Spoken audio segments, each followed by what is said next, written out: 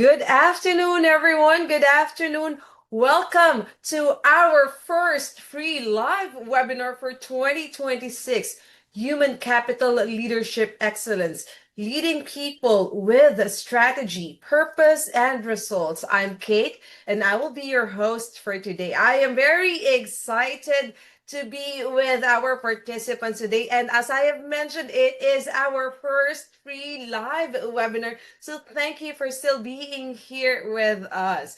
Now, I know you're eager to get started, but let me again give a few reminders just to make sure that this webinar will be running smoothly also. First, Ariva is committed to protecting your privacy, and stricter security of this webinar has been implemented. So for better viewing of your Zoom experience, we encourage you to please update your Zoom application by visiting their website. And for those of you who are using their mobile gadgets, you can go to either the Google Play Store or the Apple Store so you can download and install the Zoom app. Now, I know some of you here might be joining an Ariva Academy webinar for the first time. If it is your first time, type hi here in the chat box. Let us know also where you are located, just here in Metro Manila or somewhere in the province. I was informed that we really have a lot of participants who are viewing us from the provinces. So let me say hi to them, to those who are in Laguna right now, to our friends in Batangas, in Pampanga, in Bataan, also from Nueva Ecija, from Tarlac, from Baguio, from Pangasinan, from La Union, from Ilocos Sur, from Vigan, from Isabela, from Bicol, from Sorsogon, from Palawan, also from Aklan, from Iloilo, Bacolod, Dumaguete, Cebu, Southern Leyte, Surigao City, from Agusan del Norte. We have friends who are in Bukidnon right now, in Lanao del Norte, in Zamboanga, Davao, and Gensan. I'm seeing from Cavite, from Butuan, from Pangasinan, from Makati. Yes, hello. Good afternoon to all of you. And Happy New Year, everyone. We are very happy to have you here again with us today. Now, the next one is very important. Let us do an audio check. We want to make sure that you won't be missing any part of our webinar today. So type 111 here in the chat box if you can hear me clearly. You can also type 222 if you can't hear anything. Or you can type 2121 if you can hear me, but the sound is choppy or I am breaking up. You can also type question mark if you don't understand what's happening. We'll try to help you out. Let me see the chat box. I am seeing a lot of 111s in the chat box. Thank you so much for that. So later we'll have a 10-minute break and I will be announcing that something exciting will also happen during that break time. So as early as now, let me invite everyone, especially for those of you who have colleagues who are not able to join us here in the Zoom room anymore because we have 500 participants already here in Zoom. But for your colleagues who would still like to join, they can watch us via the live stream in Facebook. That is being live streamed in our Facebook page, Ariva Academy, but it is exclusive for our subscribers. So for them to be able to watch, and in the future, the next free live webinars, you will be able to watch them if you are a subscriber of our Facebook page, Ariva Academy. Very easy to subscribe. All you have to do is scan the QR code that we are showing you right now. So yes, you can take a photo of this and pass it on to your colleagues or scan that QR code yourself so that you can subscribe, and then in the future you will be able to watch all of the free live webinars. So there you go. Hope you're able to do that. Now, also, you can also check out our YouTube channel, Ariva Academy Philippines Incorporated, because that is where you will be able to watch all the past free live webinars. So again, the past free live webinars are available in the Ariva Academy Philippines Incorporated YouTube channel. Now, let me invite you to be a part of the Ariva Academy Viber community. I mentioned a while ago that there will be an activity during our break time, and it will involve our Viber community. Now, the activity will be exclusive for our members there. So if you're not yet a part of the Viber community, here is the QR code that you can scan. You can do that as early as now because later during break time, we are going to give away prizes. Diba? Exciting. So all you have to do is scan the QR code and get a chance to win prizes later this afternoon. So see you there. Now, for all of our virtual participants, your microphones will be temporarily disabled by our administrator during the discussion, just to avoid interruptions, okay? But we will have a Q&A at the end of our session. So for those of you who would like to ask a question, you can use the chat box in Zoom or also the comment section via the live stream, and we will be reading your questions later at the end of our session. Now, an e-certificate of attendance will be awarded to participants who will successfully complete the entire masterclass, and they will be available 3 to 5 working days after this webinar. Now, make sure that you give us the correct email address so that you will really receive your e-certificate. Make sure also that you will be filling out the feedback form that will be available before we end our session. Just fill out the form, submit it back to us, and you will be guaranteed to receive your e-certificate. So there you have it. Now I am ready to introduce our speaker this afternoon. Our speaker has more than 40 years of executive corporate experience, having worked with blue chip companies in the global, regional, and country capacities with the Coca-Cola Company, Eastman Kodak Company, Mid Johnson Nutritionals as HR Director for North America, Senior Vice President for Unilever Philippines, AstraZeneca. Her last role prior to retirement was with the Coca-Cola Company as Global Chief Culture Officer. Her expertise goes beyond HR infrastructure and has played pivotal roles in company strategic business transformation. She is currently the Managing Director of Power in You Training and Coaching Philippines Incorporated. So, ladies and gentlemen, let us welcome our speaker this afternoon, Ms. Thelma Meneses.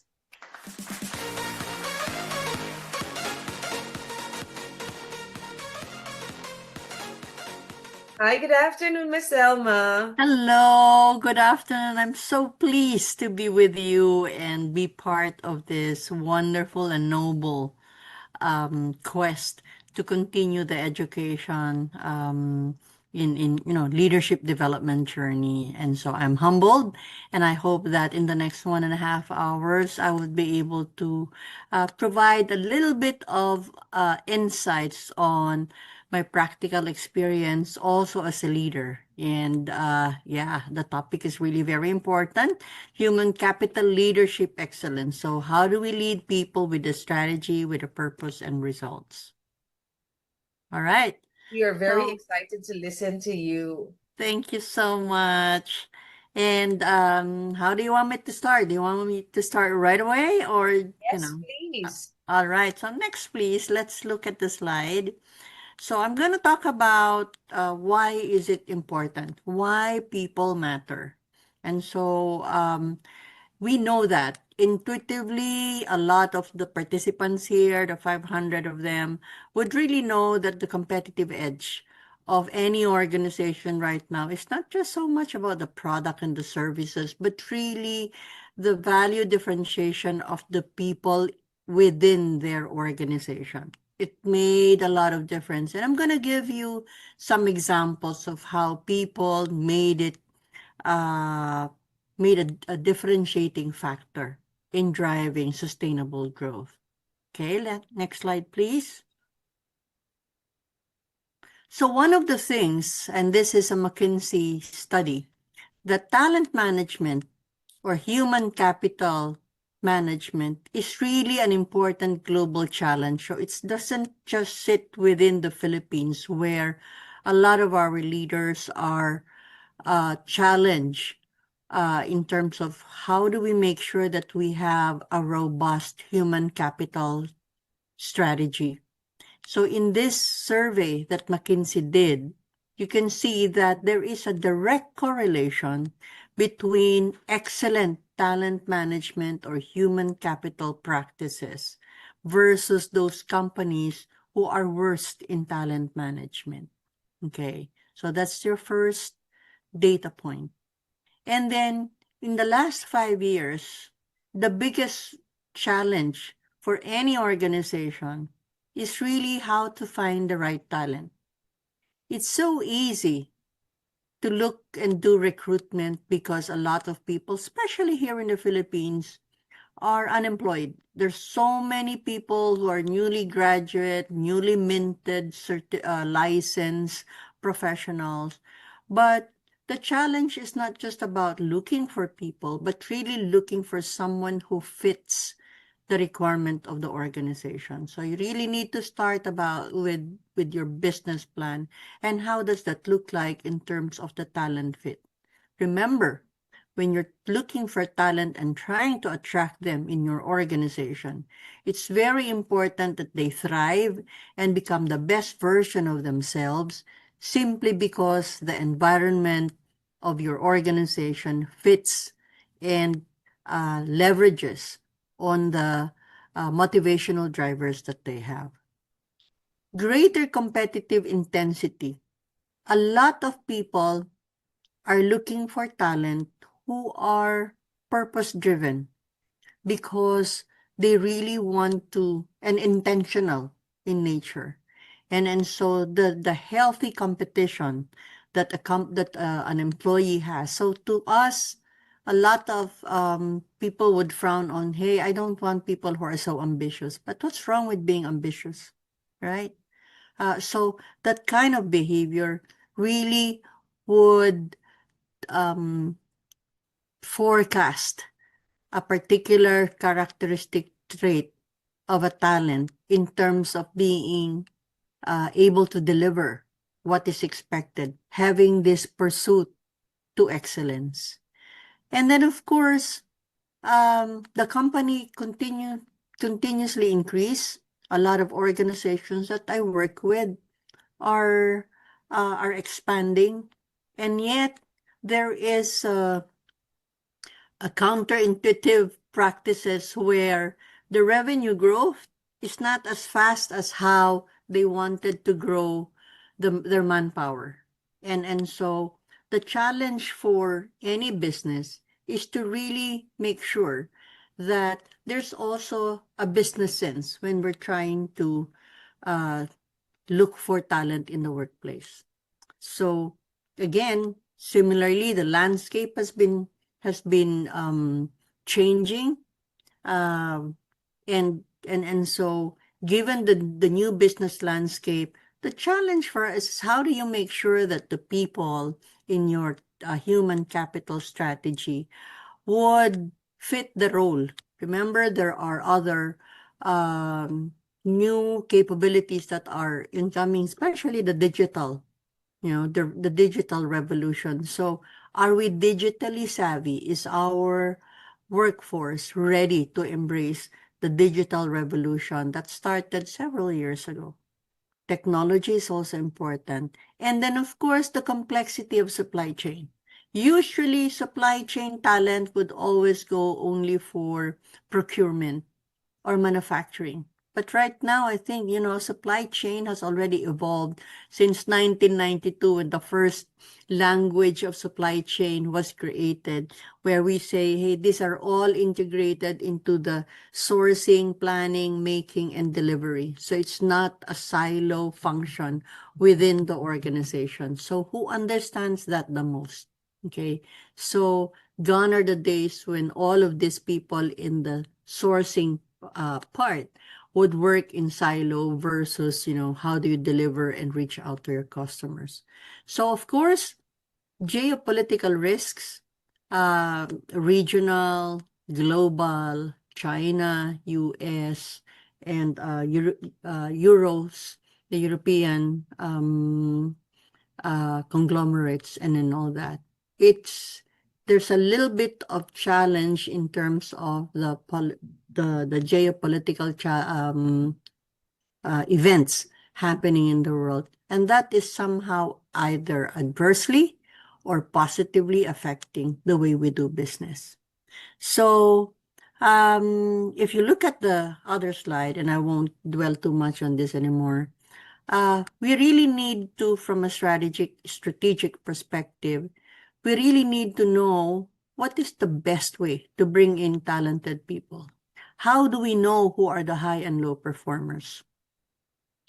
The low performers actually disrupt the business. How do we make sure that our Filipino culture of malasakit and mapagkawang gawa doesn't go against, making decisions, making better decisions when it comes to finding the best fit for low performers, and at the same time being fair and just, addressing those who are high performers. How do we retain high performers? Remember, when you're doing a strategic business strategy or a strategic core driver, it's very important that retention is important, but not everyone should be retained because you have, again, your high and low performers. And then your development is important. Remember that development is not just focused on formal training. It also focuses on, formal training is really more on the pedagogical idea being learned by the talent. But the best way to develop people is through feedback, and that is through mentoring. It also from experiences, both positive and negative, and that is in the on the job assignment. So next slide, please. So if you look at this, even in China, there is really a growing need for companies headquartered in China to make sure that they deploy the right talent. And I'm just showing you a snapshot of the proportion of the company's top managers who are not mainline Chinese. That will change over the next 3 years. So you can see that, especially in this era where there is an unprecedented multi-generational workforce working together at this time, from the baby boomers to the Gen Alpha. Nothing or never in the history of organizations have they had several multi-generational workforce. So people are leaving and people are coming in, and yet, they're not going to stay for long in one position, unlike, the baby boomers who would stay there for the last 20, 30 years, because the new generation do not stay there for long because they continuously look for other opportunities. Okay, so that's again another challenge. Next slide. So, according to McKinsey, there are some fundamental beliefs in talent that we must always remember. There is no such thing as one size fits all. What I've learned in Unilever may not necessarily be true in Coca-Cola. And in fact, when I joined Coca-Cola in 1992, the things I did then are no longer different from what I used to do before I retired when I rejoined in 2020. So that means that even in the same company, you have to continuously reinvent yourself. There's not such thing as, hey, I've done this before and this has worked, and of course, again, this will be done the same way that I did before. No, it's not gonna happen. And the most important accelerator of leadership growth is finding that opportunity. Okay, what do I mean by that?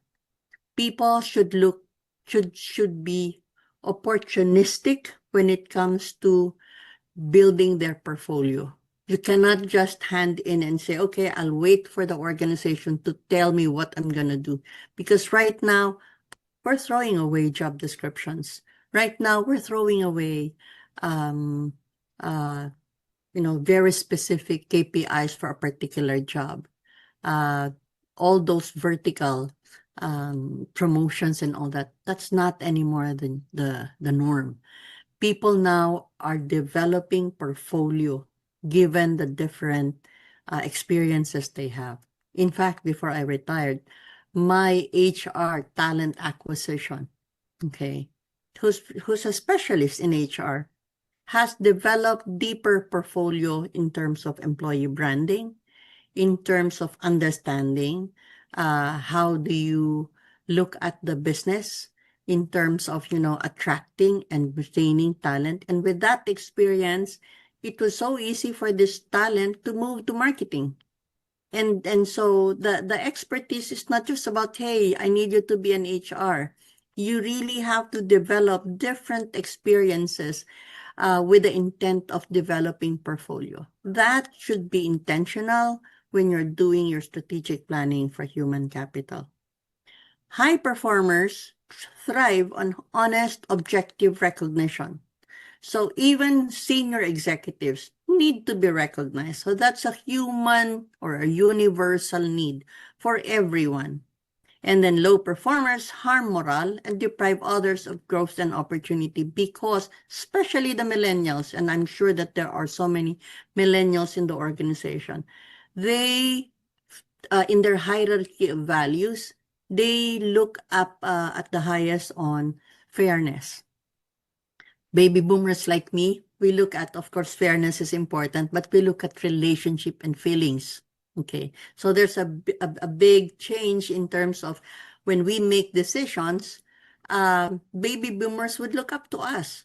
The millennials would look up to us and say, "Is that fair? It doesn't matter what age am I or what age group am I. I want to see fair." And that's why you're hearing a lot of, "Hey, what's our work-life balance? What is our total wellness?" Because they find giving their all in the organization means that the organization also needs to create a strong psychological safety for them being part of the organization, as opposed to the old adage that loyalty is something that you have to show, different, totally different.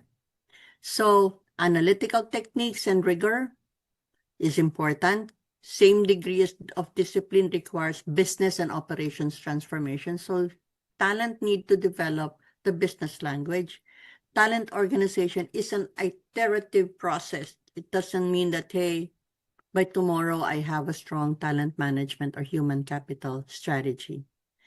And attracting and developing. I've been doing this and telling this for the last 40 years of my career, that it is not an HR's job to attract and develop the talent. It is a line job.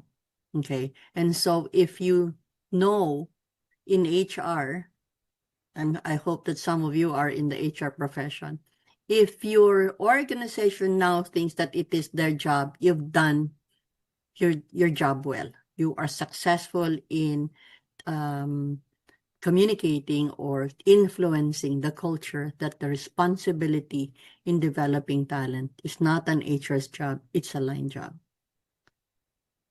Next, please.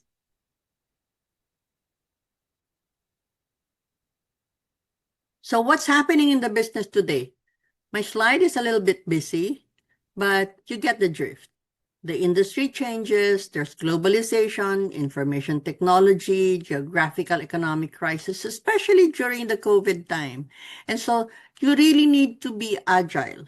When I say you, the organization, speed, innovation, and of course, you have to be conscious of the cost. What does that mean? That even when you're creating a strategic business plan for your human capital, you really need to be savvy and have a strong and deep insight on the industry and what's happening there. Okay, and then translate that into what's the new business equation insofar as human capital is concerned. I need to be agile. I need to create a culture of agility, speed, innovation, and cost-centric mindset. That means that I need to start looking at the human capital from a knowledge-based strategies, those who demonstrate the needs, core competencies, what are the new core competencies of the existing human capital and future human capital? What are their strategic capabilities? The ability to create a common weave of thematics and behavior and plans from data points that seem to be different and independent, and yet, you can actually create a common theme around it. External partnership or networking, some look at it as collaboration.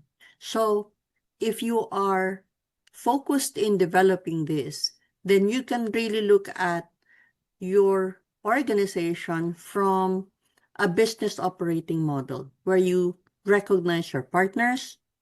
You also um, um, value the intellectual capital that the organization has and the network and the structure. So let me talk a little bit about the intellectual capital, because a lot of times, you know, um, we hire people based on their experiences, right? Oh, this person has been a good marketer and has done a lot of things and blah, blah, blah. But once they enter the organization, people forget about harnessing what they have learned outside, and then they'll say, this is the way we do things. So how can you drive innovation? How can you infuse fresh blood if in your strategy you do not leverage on the experiences of the talent that you're hiring, simply because the philosophy is this is the way we do things here? Okay. And I'm really frustrated with organizations like that who are not as open and as broad-minded to leverage that, hey, look, then don't expect us to look for experiences because you're not using it anyway, right? So that intellectual capital is very important. Similarly, those who have been in the company for 20, 30 years, why are we not asking them, what have you learned and what can we do better? Rather than say, oh, you're so old, we're introducing new things and all that. And I remember my chairman in Unilever, and I will always remember her asked when he told me to join Unilever Philippines, and he said, Thelma, we are a simple organization, makers of soap. There are so many intelligent people here in the organization, and we completely forget simplicity. Okay. Bring back the soul of the organization, because too many intelligent people can seriously complicate the way we do things. And true enough, I've been very observant and keen in identifying all those. And so even the way we answer, even the way we look at projects, we try to complicate just to show. I'm not saying everyone, but there is a common desire to show that, hey, I'm good at it. I'm going to use different complex tools. I'm going to approach it in a very complicated, world-class manner. But the best thing is, how do you simplify? And then so you see the two different talents that you have. If someone tries to make it so complicated, then this person is someone who is a little bit insecure and who's trying to overcompensate for what she doesn't know. But for someone who is focusing on how can we make it simple, how can we make it doable, how can we make it understandable to everyone, then you can spot a very good talent. Okay? Next, please. So again, I won't repeat this. Product services to differentiation. And we really need to combine. You cannot just have one where you have strong leadership. You have great science in developing your product. You need to make sure that similarly, there's a culture of innovation and good corporate governance to make sure that your organization is a win-win or is a winning organization. Okay, next, please. So when you are doing your strategy, know what your customers really want. Who are your customers, both internal and external? Okay. Know what their true preferences are. Give them more of what they value and give them less of what they don't.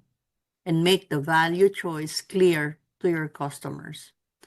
I remember when I was with SSI, Rustans, okay? That's the best, I think, customer excellence that I have ever experienced.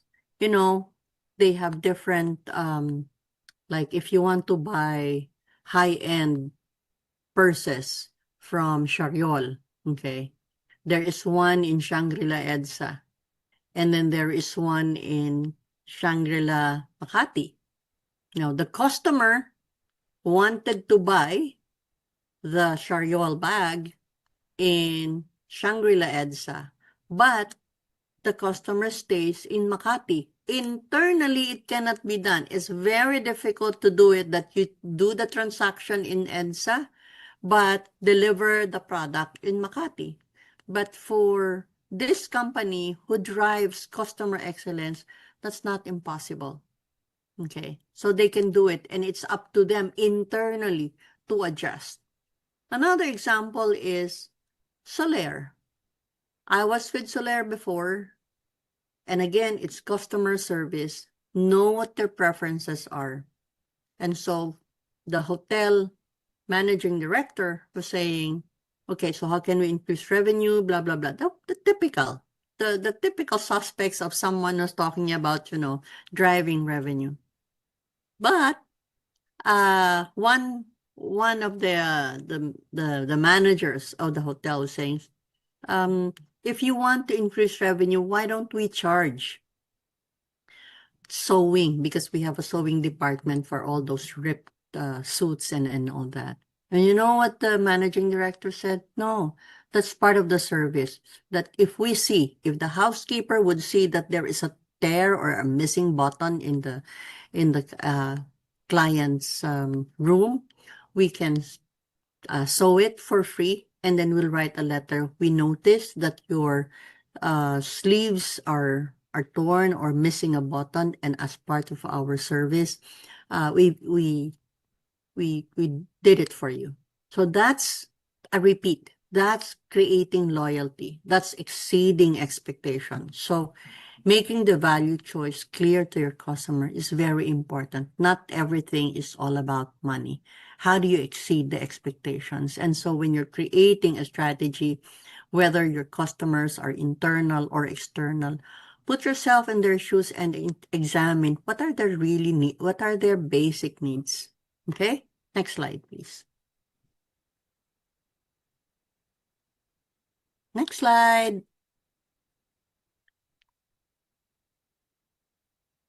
Okay. So external trends. Let's now move to external trends. If you notice, I'm showing you what is the challenges that we are facing now in terms of human capital. And so from externally, there is now a top emerging trends for talent on speed. Okay. I needed it yesterday. Always.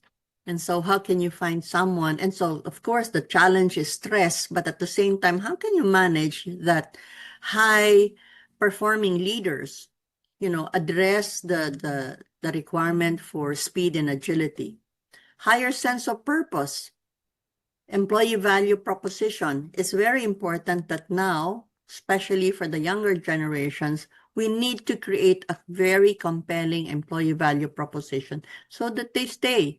Gone are the days when you ask questions about why do you want to join us, or why would we choose you to join us or to be a member of the organization.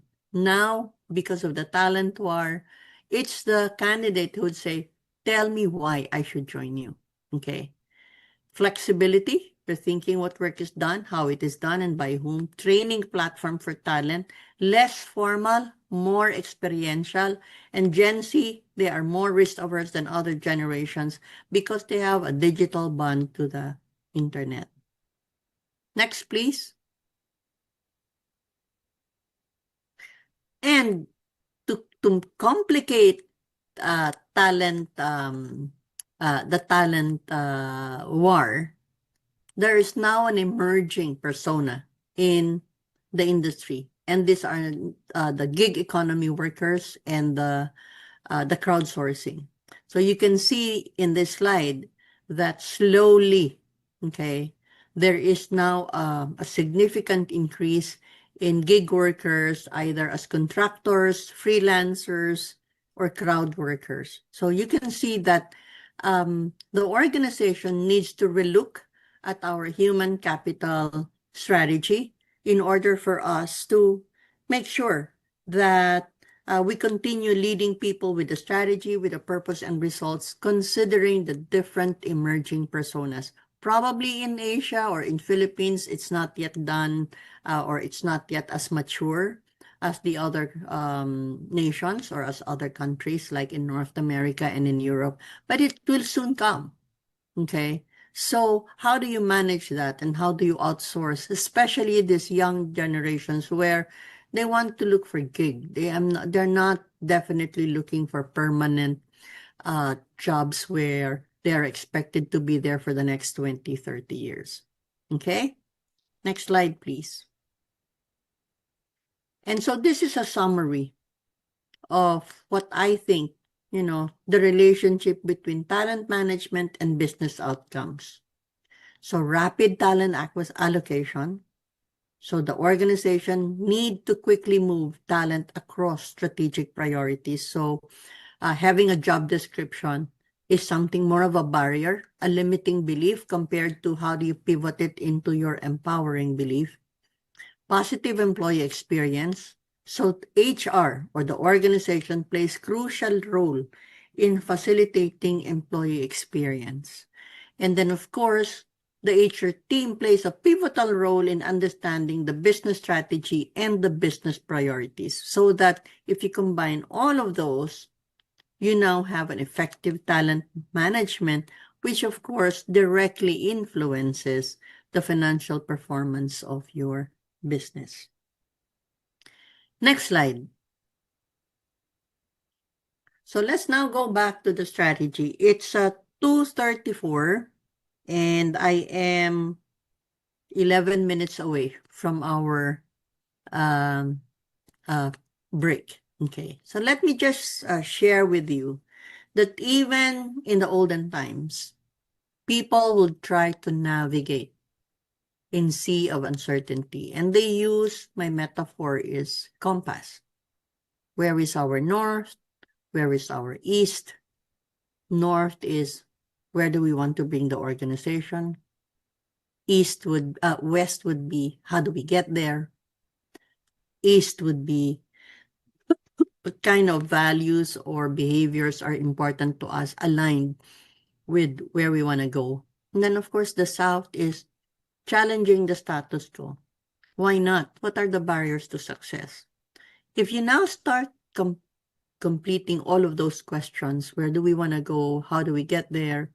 What are the most behaviors and values that are important to us aligned with the business direction? And what are those barriers to success? Then you're creating a strategy. You're navigating your organization amidst the sea of uncertainty. Strategy is a Greek word that comes from the word strategos, an army leader. Okay. And strategos originates from the word strata, which means plain. So in the olden times, the leaders would stand in a higher plane so that he gets an overview of what looks like. So that is your big picture thinking. Your ability to decide major decisions by having an overall view is thus termed strategy. Okay? So remember, everything that we talk about when it comes to strategy is very militaristic, okay? Because it's them who created all of these good practices around how do you win in a battle. So that's a metaphor for making sure that we have a big, overall, broader view of what's in there, okay? Next, let's now start with the first step, okay? It's 2:36. The first thing that you need to do when you're now looking at your strategic business plan is first help your organization understand the past. What have you been doing in the past? What are your top 5 highlights and lowlights? When I say highlights, what are those things that you really did well? Okay. That you want to bring it to the next level. Okay. And what are those things that you wish you could have done better? Of course, no one is perfect. So, in fact, yesterday I've done this with um, an organization of religious orders. Okay. And so they were doing so much. The intention was really good because they wanted to propagate the apostolate and all that. But because of that, they were so all over the place. They wished they were doing 100 list of things, laundry list of things. And so the people are tired. They were doing a lot of half-baked work. They wish that they could have done better in some areas, but because of the time and the limited resources, they were not able to do it. So understanding your top 5 highlights and lowlights would allow you to have a view of where you are. Okay? What are your strengths and what are your areas for improvement? Another organization that I'm working with is, and I cannot share with you what organization it is, but it was an organization that has 10, maybe 20 business units because they are so diversified. Because of COVID and because of the challenges in that particular industry, they now have to identify um, new ways of working. Okay. If before they didn't mind revenue simply because the business was so good and they were not chasing revenue, they have so much products and services that revenue is no longer um, important because it comes naturally.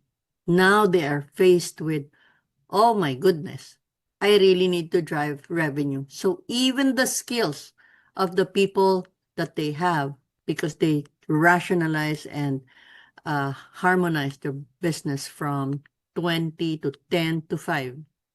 Now they have to reskill their people to focus on revenue generating initiatives.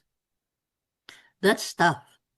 Okay. And because they were just so swamped with so much revenue in the past, there are no existing policies and procedures, protocols on governance.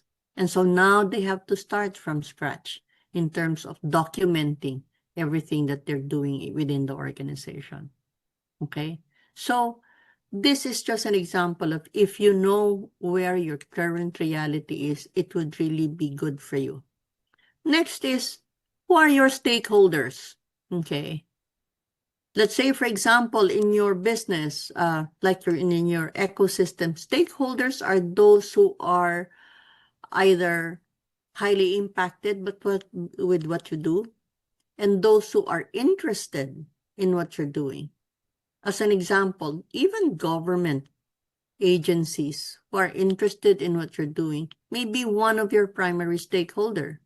Another one, of course, is your customer. In a school setting, in an organization such as a school, business school, who are the stakeholders? Number one, the alumni.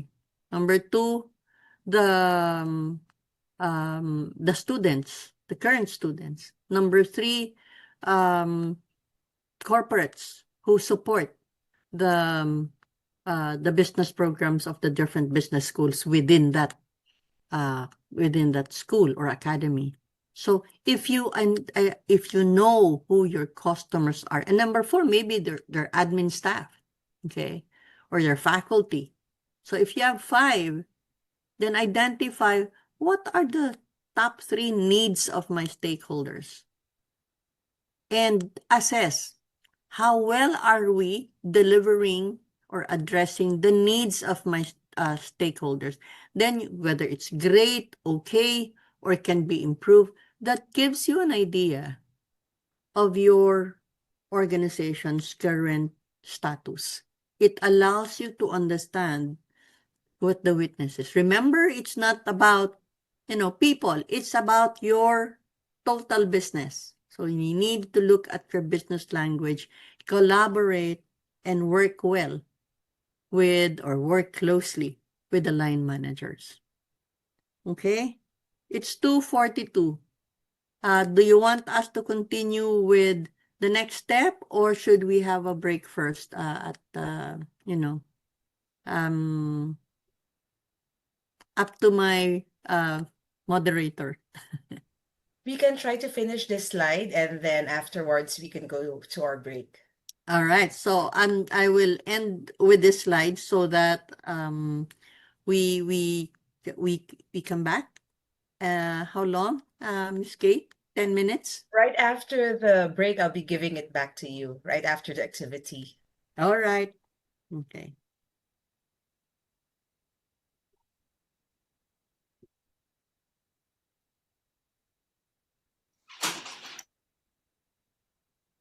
So if you have any question on this one, in terms of how do you define the stakeholders, their needs, and how well are you defining their needs? As an example, as I've said, when I was doing consulting work for a business school, one of the things that um, that they really they identified for their one of their stakeholders, the student, is the economics, right? It's quite expensive. Okay. Number two is so the biggest challenge is there's a lot of enrollment during the first semester, and then students drop out. So because of the situation, then they realize that, hey, based on that, we're not addressing the needs of the students. So it's very important to also challenge each other in terms of what are their needs based on what we think their needs are versus the actual needs of your stakeholders. And it pains me to see organizations focus on their internal needs versus what the customers really wanted from them. Okay?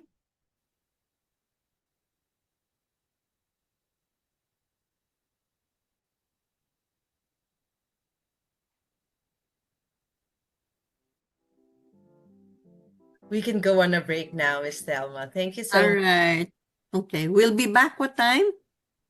In around 10 minutes. Okay, in 10 minutes. Okay, it's 2:45.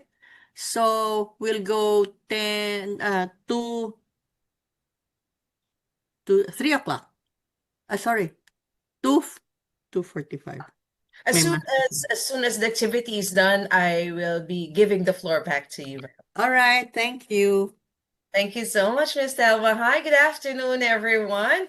Good afternoon once again. So yes, we are now going on our break. But before the activity, let me again show the QR code for those of you who are not yet a part of the Viber community of Ariva Academy. So you are seeing the QR code. Scan that QR code because the activity, the game that we are having this afternoon will be exclusive for the members of our Viber community. So now is the chance for you to be able to do that. Join the Viber community, scan this QR code that we are showing, and then once you are inside the Viber community, this is what you have to do, okay?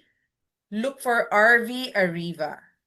There you go. So I hope you're able to see that. RV Ariva, that is our Viber community admin. Look for that. And then take note of that because that is where you will be sending your answers. RV Ariva only. Hindi tayo makaka-chat outside the RV Ariva. You can only send your answers through our Viber community admin, RV Ariva. Okay, I hope that is clear. So this afternoon, we're going to look for 2 winners. Each winner will be receiving 200 pesos.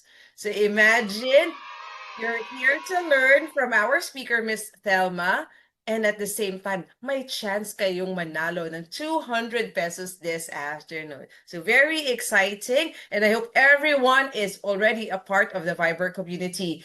Just a reminder to all of our participants, whether you are here in Zoom or watching us via the live stream, we will be disregarding answers that are sent via the live stream or here in the chat box. The only answer that we will be accepting are those that are sent through RV Ariva here in Viber. Okay, so I hope that is clear. So now, here is our game. It's called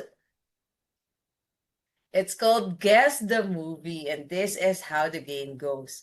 You will be seeing short clips or short trailers of some movies. Very easy lang yan. Now, all you have to do is give me the complete and correct title of that movie. And yes, you have to send it to RV Ariva.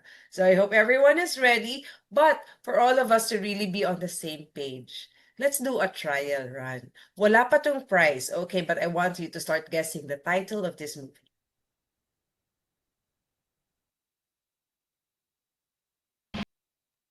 Okay, so you are seeing the answers as they pop up here on the screen. So you're also seeing what I am seeing, but let me read the answers that you gave. Catch me if you can. Someone said, catch me not. Any other answers? Let me double check. Now you see me, now you don't. So those are the answers that you sent. But let us reveal what is the title of that movie. And yes, it is Catch Me If You Can. So a lot of you got it correct. Meron mga iba na iba yung answers na ibinigay. Let me again remind everyone that we are looking for the complete and correct title. The spelling should really be correct. Even the words should be the same words. Bawal yung may sobra, bawal din yung may kulang. Okay? So this next clip is worth 200 pesos. Let's all watch it.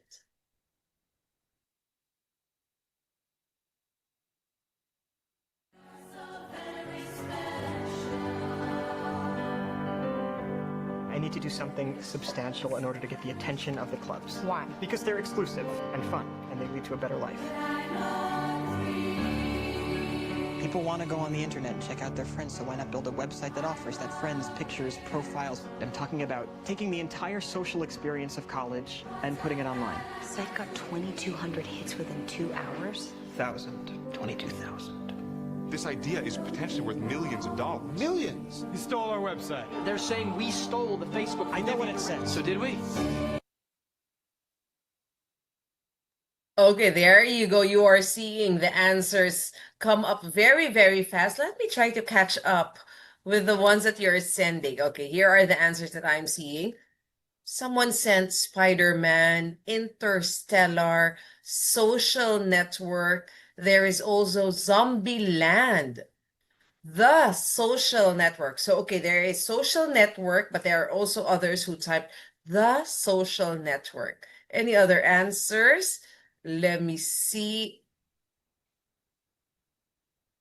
So far, those are the answers that I am seeing. Let us now reveal the title of that movie. And yes, it is The Social Network. So congratulations to our first winner. And that is, let me go back. Yes, that is April. Congratulations, April. You've won 200 pesos. April, this is what you have to do, okay? Please send your GCash details also to RV Ariva. Aantayin namin yan. Yeah, that is your GCash name and your GCash number so that we can send you your 200 pesos in a little while. You're welcome, April. Now, April, because you've won already, you won't be able to join the game anymore. Para naman may chance yung ating other participants, okay? I am seeing answers that are being sent here in the chat box in Zoom. Again, I'd like to inform everyone that we are only accepting answers that are sent through RV Ariva here in the Viber community. So, sayang naman ang pag-send nyo ng answers there. Send it to RV Ariva right now. Okay, so one more 200 pesos is at stake. Let's watch this next clip. Does that make you nervous? You're an escaped convict. trained by mob accountants. Their clients are drug cartels, money launderers. Is that a yes? Ray King has been murdered. Do you like puzzles, Mr. Wolf? What do you want? Hello, it's me, your brother. You can't tell from the tone of my voice that I know it's you? Can you be in Los Angeles, California in 24 hours? Goodbye. Braxton? Is your brother up to speed on the case? A Fed, huh? Need to know who Ray King was meeting with. Let me do the talking. There you go. Here are your answers. Let me again try to catch up. You can see how fast it is moving right now. So some of you sent the accountant. There are also a lot of you who sent the accountant too. I am also seeing the crudes too. And okay, well, let me check the accountant too, the banker, Kill Bill. So here are the other answers. The banker, the accountant, One Piece. Parang iba yata yung napanood niya. Okay, let me check the other answers. Accountant, the accountant too. There is also some who said accountant only. So there you go. Though the intern, another answer. Transformer. So far, those are the answers that I have seen taken. There you go. Now we can reveal the title of that movie. And yes, it is The Accountant 2. Congratulations to our last winner this afternoon, and that is Sandra Rose Simon Amoloza. Congratulations, Sandra Rose. We also will be waiting for your GCash details. Send that to RV Ariva. We will be sending your prizes in a little while. So to our two lady winners, April and Sandra Rose, congratulations. And to everyone else who joined the game, I hope you guys enjoyed that. Thank you for joining. Don't worry, we still have a lot of prizes to give away this year. Just watch out for that. Now I'll move on to my other announcements.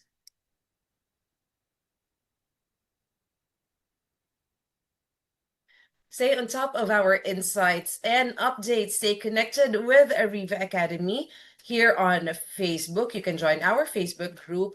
You can also like our Facebook page. You can follow us in LinkedIn. And yes, you can also visit our website, ariva.com.ph. Now, again, I have seen a lot of answers that are sent not in Viber, but they were sent somewhere else. So just in case hindi pa nakakasali, again, here is the QR code for the Viber community of Ariva Academy. Scan the QR code. As I have mentioned, we are going to give away a lot of prizes this year. And this is just the first for 2026. A lot more for the whole year. So this is your chance to be a part of our Viber community. Scan this QR code. And right now, we have 9,812 members. We still have that ongoing promo that we are waiting for 10,000 members. As soon as we have 10,000 members, this is what will happen. Okay, very exciting because for all of the members of our Viber community, we are going to have a raffle. And what are we going to raffle off? For 2026, some of you will be able to join our learning events for free. That is what we are giving away as soon as we reach 10,000 members in our Viber community. So another reason to join the Viber community, aside from winning prizes, you get to join our masterclass, the other learning events of Ariva Academy, all for free. Imagine that. So looking forward to welcoming you in our future learning events as well. So scan the QR code right now and don't keep your gadgets yet because I have several QR codes to show you in a little while. Here is the next one, and it is for our Facebook page. That is Ariva Academy. When we started a while ago, I was inviting you guys to be one of our subscribers. we have content meant exclusive for our subscribers in our Facebook page. One of that is the live stream of our free live webinars. What we're having right now, it is being live streamed to our subscribers in our Facebook page. So I would like to give a shout out to our viewers in Facebook. Hello, good afternoon to you. And for all of our friends here who are not yet a subscriber to our Ariva Academy Facebook page, now is a chance to do that. Scan the QR code that we are showing you right now. There you go. I'll give you a few more seconds to be able to do that so that you'll have access to all of those exciting content meant just for you. There you go. Another QR code. This time it is for our Facebook group, the Ariva Academy Facebook group. Scan this QR code and find out what is new with Ariva Academy. Get to connect also with our other patrons as well there. And here is another one. I know a lot of you here are HR practitioners, or you would have colleagues who are HR practitioners. You can send this QR code to them. Scan the QR code and be a part of the HRD Academy Facebook group, wherein you can connect with your fellow HR practitioners and also find out the latest about the HR community, especially for 2026. That is the HRD Academy Facebook group. Now, this is our YouTube channel, Ariva Academy Philippines Incorporated. This channel is really, really a gold mine of learning. That I'm telling you, because of all the free live webinars, they are posted here in Ariva Academy Philippines Incorporated YouTube channel. We started offering the free live webinars in 2020, and now it is 2026 and it is still happening, and there is no plan yet of stopping. So go to this YouTube channel, subscribe, and be able to watch all of those free live webinars. Now, for those of you who are planning on inviting speakers to conduct trainings for your team for 2026, we can help you with that. Ariva Academy has in-house training programs. So here are some of the programs that we offer. But if you need something else that you're not seeing there, just give us a call, send us an email, and we will help you look for a speaker and partner with a speaker under Ariva Speakers Bureau for that. Now, let me invite you to some of our upcoming learning events. We have on January 16, Supervisory Leadership Excellence. The next one is on January 20, and it is a free live webinar with this topic, Next Gen Productivity, how generative AI, ChatGPT, and Microsoft 365 Copilot redefine the future of work. Now, on January 21, we have key strategies for effective credit analysis and management. And the second topic is improving your accounts receivable collection strategies. January 22, two topics again, winning sales formula of high-performing sales professionals and modern sales negotiation strategies to close more deals. The following day, January 23, First-line leadership essentials, building core management skills for emerging frontline leaders. Now, this one is on February 6th, and it is again another free live webinar, leading remote teams with impact, strategies to manage, motivate, and maximize performance. February 10, proactive recruitment strategies to attract, engage, and retain top talent. Now, on February 11, we have managing difficult employees and workplace conflict. February 12, essential strategies for effective cash flow management, budgeting, and forecasting. We have on February 18, estate tax planning strategies. The next one, this one is our first summit for 2026. It is the HR Labor and Corporate Compliance Summit 2026. You are seeing all of the speakers that will be joining us for this summit. So yes, we'd like to invite you. That will be February 19 and February 20. Those are the dates. Take note of that already. HR Labor and Corporate Compliance Summit 2026. Next is a free live webinar that will be on February 24, High Impact Communication Skills. February 25, Efficient Warehouse Management. And then the next one is February 26, Agile Scrum Project Management Mastery. So those are the programs that we have for the month of January until February. For those of you who are interested in being a part of any of those learning events, all you have to do is go to our website, ariva.com.ph, so that you can register as early as now. So there you go. Now, I won't be taking much of your time anymore because we still have a lot to discuss this afternoon. So let us again welcome our speaker, Miss Thelma. All right. Well, so many exciting things to look forward to in Ariva Academy. And, you did an amazing job, Miss, in introducing all of those. Okay, so let me now go back to a couple of my slides. So once you start doing a SWOT analysis, in my view, okay, or understanding where you are, your current reality, and also understanding who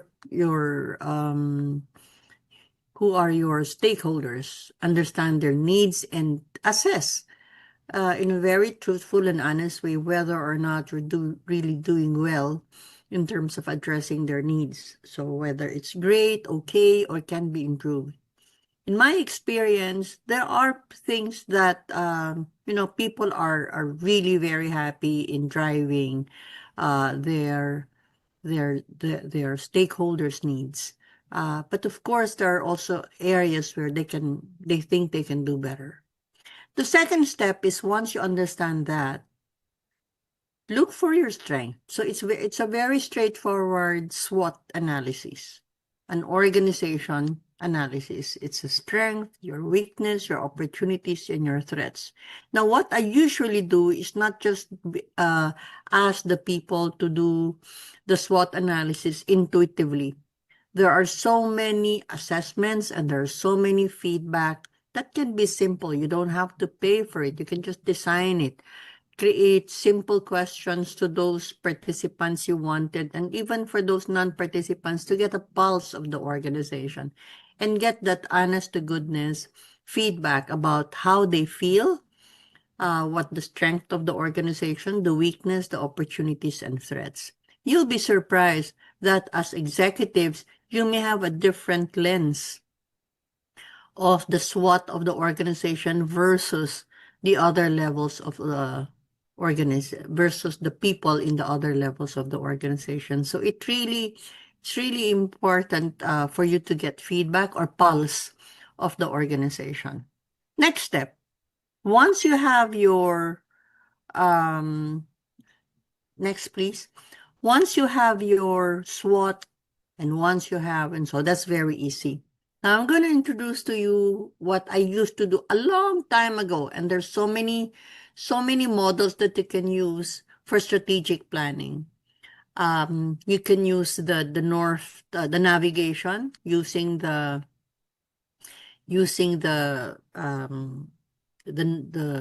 directionals of north, south, west, and east. Or you can use this. This is my favorite because it's easier to understand. Okay, when you're collaborating and networking with other line people. Okay, so it's called destination planning. Start looking at, hey, where do we want to go? You can use the format like, we're going on a trip and we will be riding a bullet train. But it's important that you know where you're going.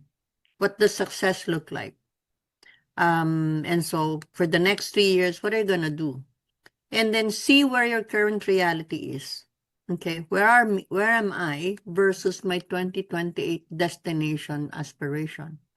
And then from there, you see that there are baggages that you need to unload. You have your negative capabilities. We don't have enough talent, or the structure is not indicative of where we want to go.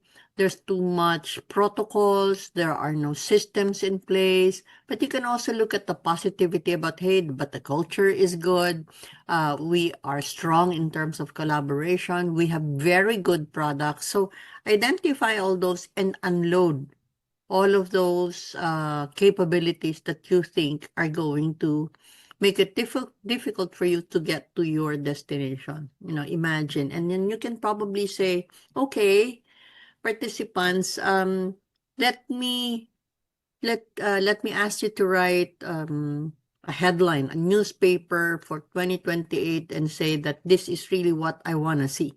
Articulate those. Allow the participants to articulate and say, this is where I want to go. This is the headline that I want to see. Okay? And so at least there's no barrier. You don't tell, oh, you don't tell people not to because they have limiting beliefs. Allow them to address those and let them dream and aspire.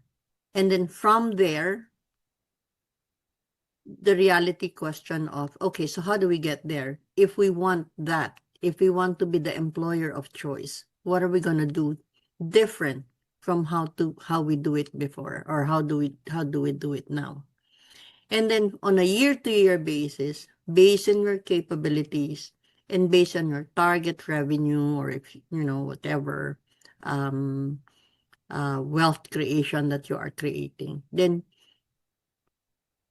create bite-sized pieces of your strategies. You can't do a strategy for the next 3 years without really going to the step-by-step. Look at the 2026. What am I going to do in order for me to get to where I want to be? Okay, and in 2027 and in 2028. So it's not boring to talk about 3-year plan if you have that discipline of, okay, this is what I'm going to do for this year, next year, this is what. So it's a journey. It's not going to be like, you just have to write it for the sake of writing. Okay? Next, please. So once you have articulated your strategic directions, one of the things that I am always espousing as from a culture perspective or from a leadership paradigm perspective, you do not ask questions that would only lead you to survive. What are we going to do? What are the things that we need to do? What are the tactical plans in order for us? And typically, that's how we do it, right? But if we start asking questions like, what are we passionate about as an organization? Then you will have a chance to reflect and say, look, we are passionate about making soap. Okay? And therefore, are there things that are not aligned with your passion about making soap? Okay, we are passionate about delivering snacks to our customers and all that. Then would you make something that are not aligned with your passion? Okay, or if you are in a service delivery, we are passionate about the clouds, solutions and all that. And then somebody who would say, okay, why don't we also offer other solutions outside cloud? Is that aligned with your passion or with your organization passion? On a professional note, what am I passionate about? I want to cook. I want to do this and deliver food because I know that I'm good. But why are you not in the restaurant business? Why are you in in another industry when you're not passionate about it? Okay. So what are your core competencies and capabilities? This is very important. While you are passionate about what you do as an organization or as on a personal basis, then try to have a strong personal mastery, personal awareness of what are your strengths? What are your competencies? What are you good at? And what are your capabilities? And then, of course, questions like how can we meet the needs of a market in a practical manner? So if you answer these three questions of, I call it the greatness model, then for sure, the culture that you wanted to create, the paradigm, the leadership paradigm, and in terms of how leaders shape the organization's both culture and aspiration or future, then you are closer to, becoming successful. Next slide, please. So the fifth step is to define. Imagine the organization as an individual. And this is just an example of, what I thought of. What if we increase revenue by X% by developing new channels? If this is a person, what do you think is the characteristic of this person who would increase revenue by developing new channels? It can be innovation. It can be someone who is risk taker. It depends on how you look at the translation of the characteristic of the organization insofar as your business strategy.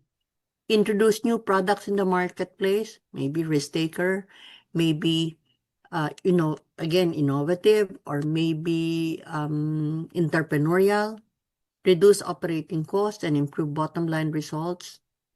One characteristic can be, hey, if I'm the owner of this business, will I spend it? So maybe translate that into a person characteristic. And then create strategic options, another example, and marketing choices. You're not just limited to, this is where we want to go. What if the peso exchange drop? Okay, or what if, let's say, for example, what happened during COVID, where there was no importation because of the barriers to, entry or, port of entry. And so how can you make sure that you have different marketing choices given different different scenarios or scenario planning? So maybe this person, quote unquote, needs to be agile. If you now agree with your team that these are the organizational characteristic traits needed or demanded by your business strategy, then that's the kind of values and culture that you need to nurture in the organization. Make sense? Okay, so next slide. And then, of course, the sixth step is you create tactical plans, vertically and horizontally. Typically, tactical plans are done by the do tank. Okay, I separate organizations into the think tank, and usually these are the executive leaders. It is their job to provide, strategic directions and then all that. The do tank are typically the middle managers and your supervisors and the rest of the people. And it's very important there is a horizontal and vertical alignment of tactical plans. I often see that, let's say, for example, finance would have a different goal, like, increase credit and collection by X%. Okay. But, the one in the warehouse and distribution wouldn't have any supporting goal in order for them to accelerate the SOSI, the SNOP. So it's important that my goal in this department is supportive of the other department's goals. Otherwise, then that is where the discipline of aligning and supporting each other's goals breaks down. Okay? So it is 3:17. Next slide, please.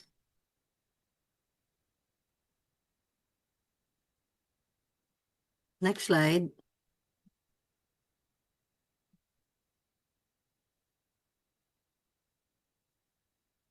Hello?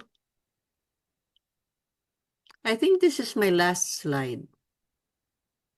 I wish I could give you more interactive and engaging activities, given the limited time resource that we have. I wasn't able to give you enough time to, to be totally engaged, apply what you have learned based on your experience, and at the same time, uh, join me in developing the learning journey, because I think your experiences are very important in order for us to discover what needs to be done when we're doing our human capital strategic business planning, so that we can lead people with a strategy, purpose, and results. But if you need me to help you in terms, and then you're in the middle of all of this business planning, which is, the best time, it's first quarter, please don't hesitate to contact me or Ariva. I would be there to provide you more learnings and opportunities, and more maybe discipline or templates that you can use when you're going through your business planning through your people. With this, marami pong salamat. Thank you so much. And I'm ready now for Q&A. Yes, thank you so much, Miss Thelma. Wow, jam-packed learning for just a few hours with you. And yes, we have a lot of questions now. For those of you who would still like to ask questions, send your questions here in the chat box so that I can read them. But I have here a few questions already, Miss Thelma. Let me Okay. first one. Okay, this one. How can leaders drive results without creating burnout or disengagement with their team? Okay, that's a very difficult question, to be honest. Okay. And I have experienced a lot of pain points in that. Leaders shape the culture of the business. And a lot of times, because of the challenges that they get from their bosses as well, or the demands of the work itself, what they don't realize is, when you now cascade it down to the rest of the organization, the people below are the recipients of every leader's desires. Okay. And so they don't realize that they are already stretching the organization. Okay. So, and that leads to stress, leads to apathy, because people are just so tired. Okay. And so whether they have the good intention to drive the business, it doesn't work. A lot of times when leaders, and the way to measure that, or to see that, is when leaders go simply because they got promoted, because they thought they did well, and so the organization now brings them to something else. Ask and check whether the things that they started are continuously being practiced. Because if they're not, then people are only following because he is the leader, but it did not resonate well with them. So for leaders to make sure that whatever they do is sustainable, okay, let them allow the organization to share, and I call it shared leadership.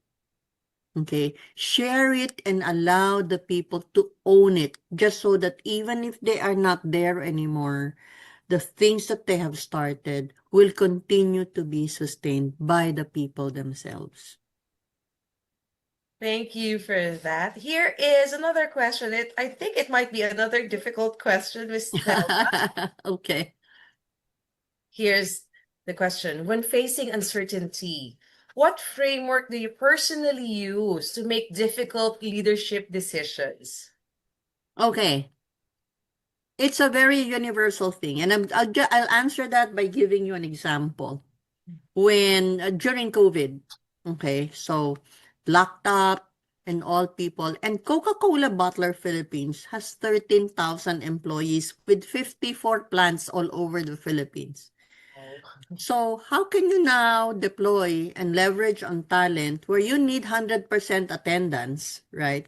And the organization is locked up, and it's so good that we have this essential product of uh, water.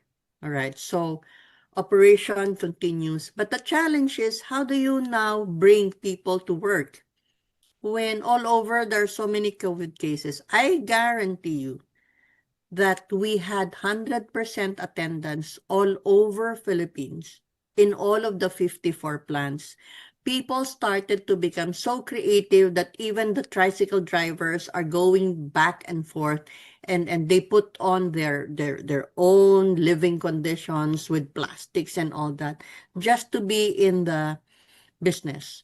Mhm. People who are team leaders who cannot join because they got sick were substituted or taken over by non-team leaders simply because they were helping each other.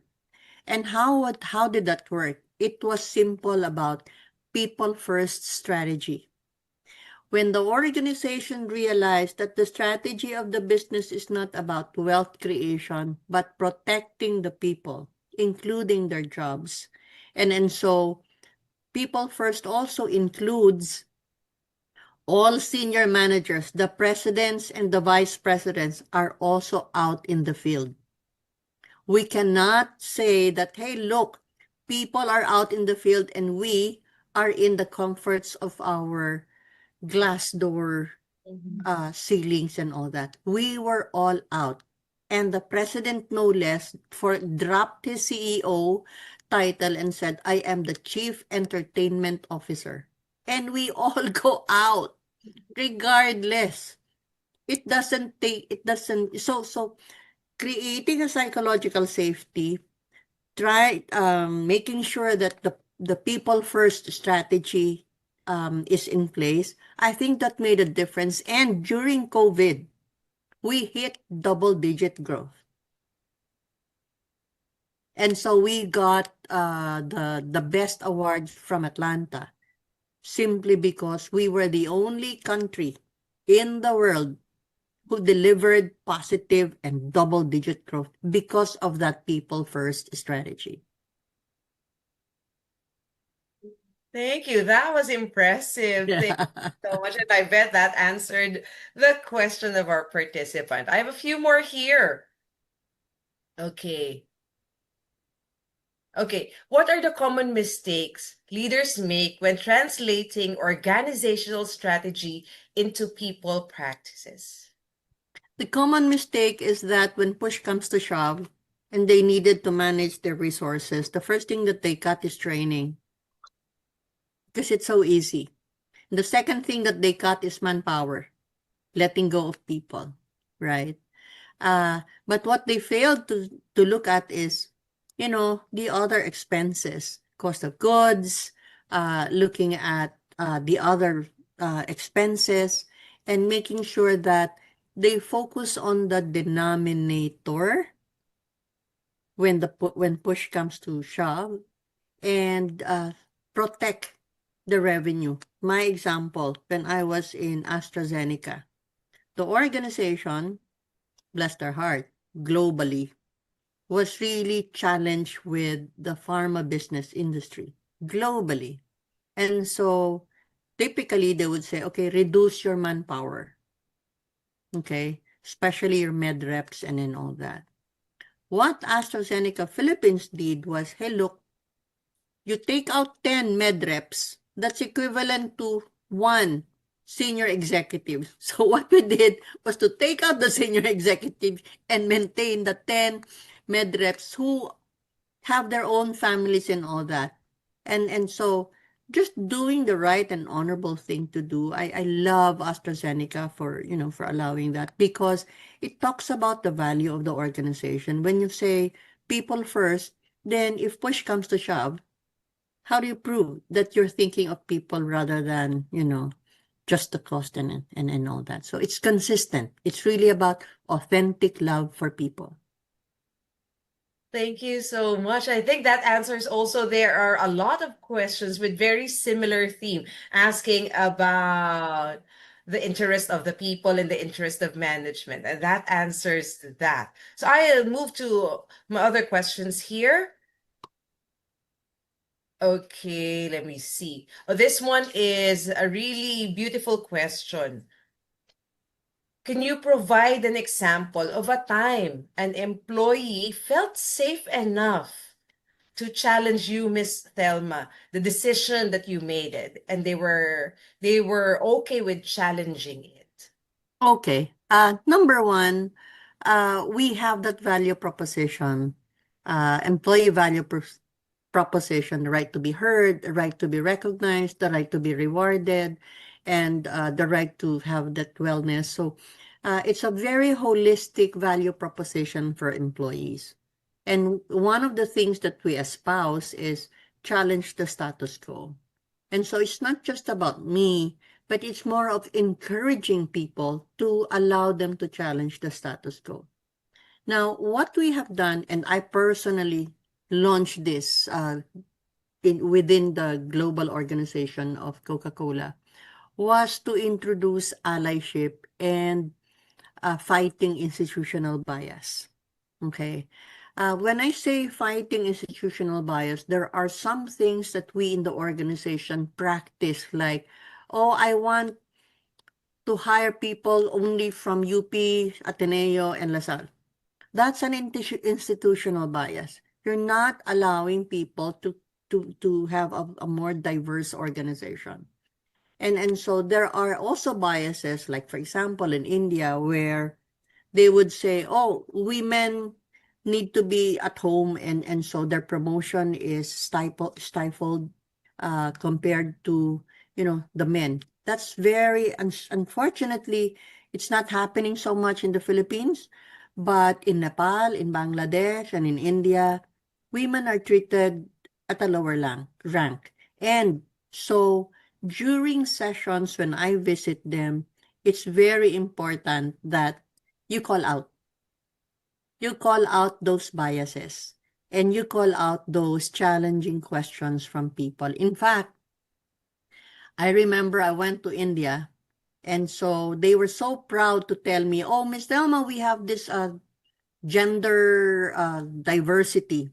And so please join us in the lobby so that we can provide rewards to this. And so what they did was to call the lady and say, diversity lady number 1. Imagine there's not even a name. And I had to call them out and say, look, you do not call diversity lady number 1. You call her Anne, or, their first name. And that is a start of taking out the bias. And that allowed, emboldened people to challenge what they think are against,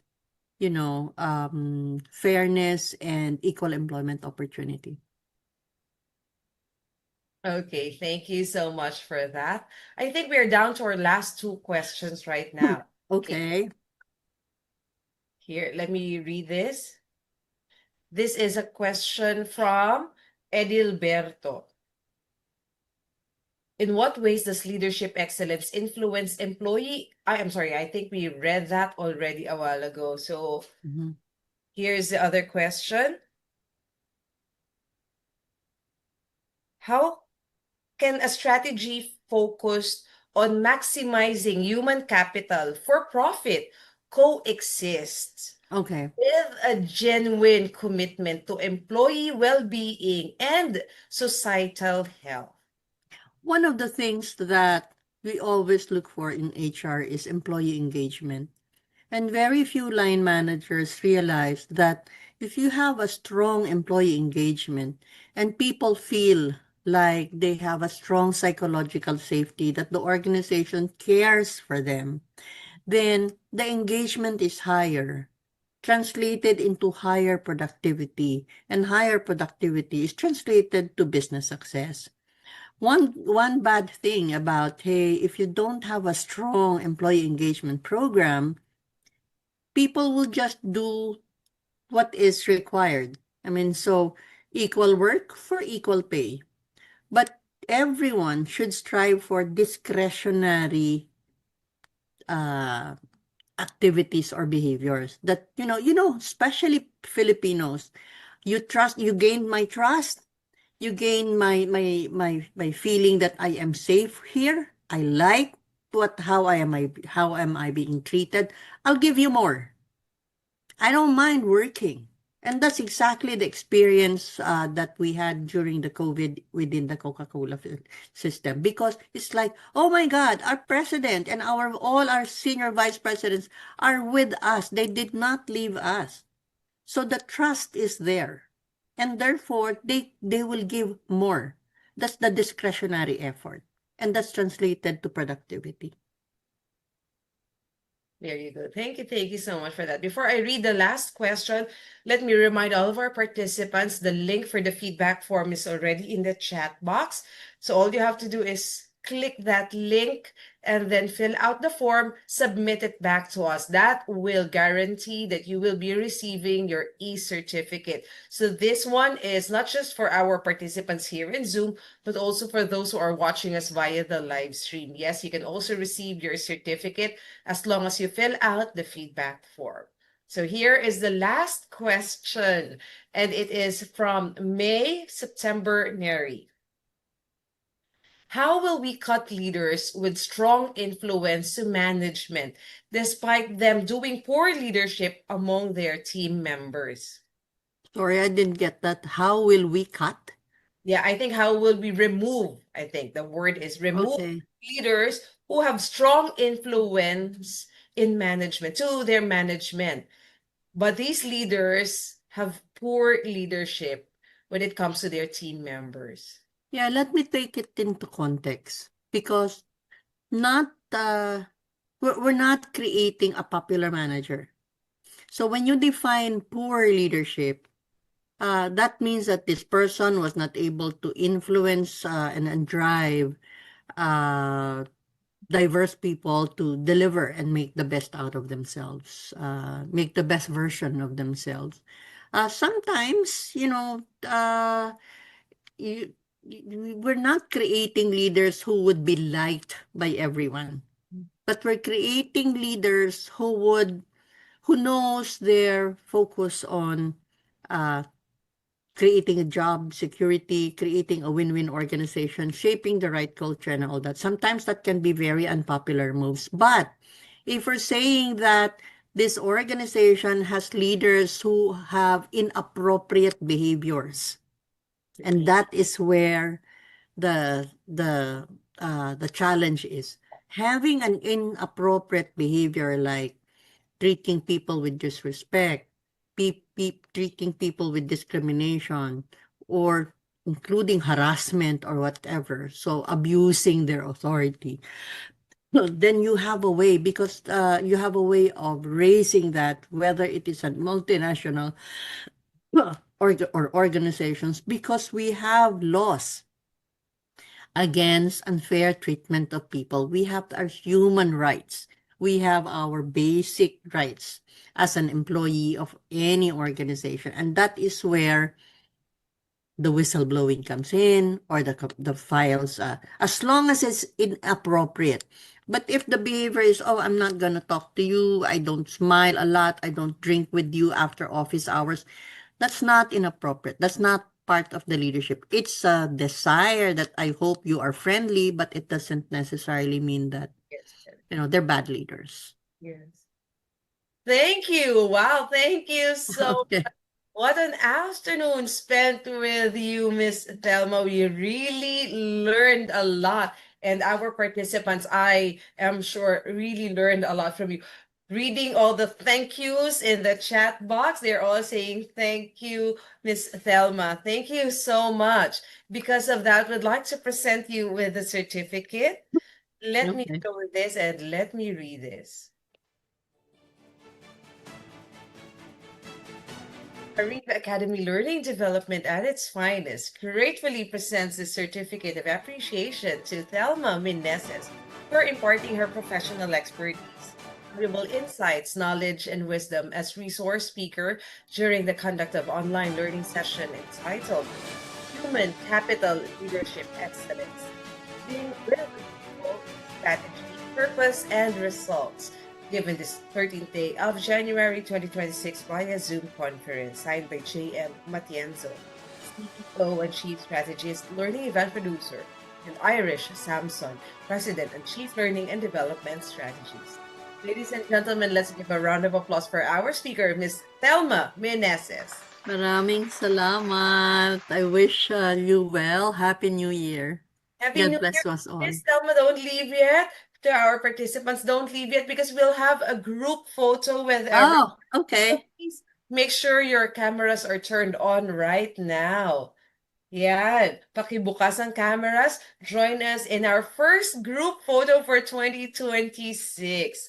There you go. We are now seeing the beautiful faces of our participants here in Zoom. And we will be calling on our technical director, Direct Jello, to help us out.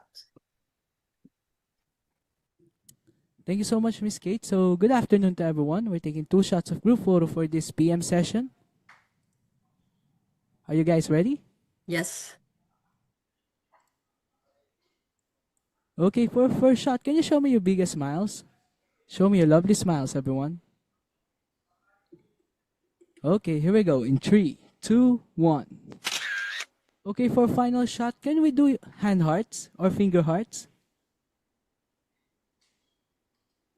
Okay, show some love in 3, 2, 1. Thank you so much, everyone. Have a great day. Back to you, Miss Kate. Thank you so much, Direct Jello, and to our whole tech team. And in behalf of everyone from Ariva Academy, I would like to say thank you to all of our participants for being with us this afternoon for the first ever free live webinar for 2026. Maraming salamat, and we are looking forward to sharing the whole year with all of you. Thank you. God bless you all. Happy New Year again, everyone. Thank you. Bye-bye. The Academy would like to thank the following win-win partners.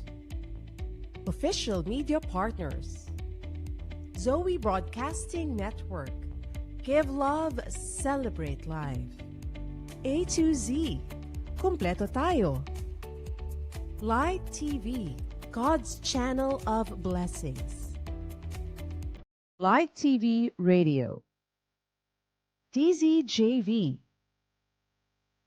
Business Mirror, a broader look at today's business, Manila Standard, defining the news, Digital Media Partners, Globaltronics, leading digital innovation, City Advertising Ventures Corporation, we move your brand, Outcome, Elevate Media. Ariva Academy would also like to thank the following companies. Craving something real? We serve it. Burger King. Top Healthy Chicharron, the healthiest chicharron on the planet. Yummiest cashew nuts. Lotus Biscoff.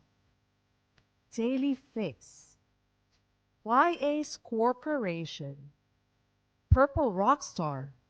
Be on top, stay on top. Sunlight, helping clients achieve lifetime financial security and live healthier lives. Mighty Tech Advertising and Merchandising. Le Jardin Printing Services. Creative Voices, Certified Voice Artist Program. Queen Bee Waxing Salon, where smooth skin begins. Nails.glow, your self-care partner. Samaras Farm and Resort,